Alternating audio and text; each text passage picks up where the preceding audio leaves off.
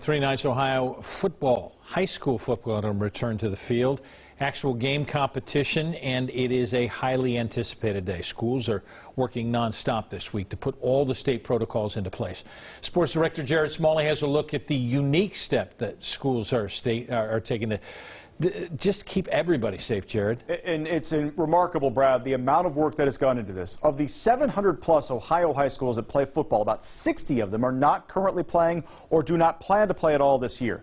So it's still going to be a very busy Friday night across the state. Coaches, athletic directors, they're working around the clock to make these big changes around the stadiums. For example, this is a photo we got today from Maysville High School, reducing seating capacity. Obviously, down to about 15% of stadium capacities for this season, just for family members. School going through, marking off sections for people where they can actually sit.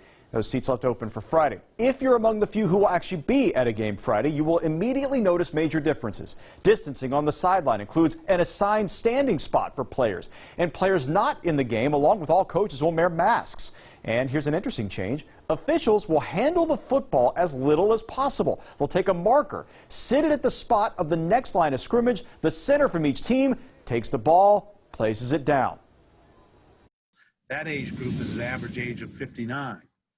So, what are we doing there? Less handling of the football, less digging into piles, getting close to people, moving the umpire to the offensive backfield, so we're more of a shell around and you're more distanced.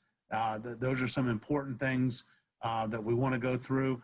Interesting, and there are more safety protocols in place to expect this week. Sideline team boxes extended to 80 yards, 10 to 10, to allow for that social distancing we talked about. No pre- or post-game handshakes this year. A maximum of 60 players can suit up for a game, and the games will operate with a shortened halftime of 10 minutes. Visiting teams will not use the locker room for road games. They'll come to the games dressed in their game uniforms. They'll carry their helmets and shoulder pads with them.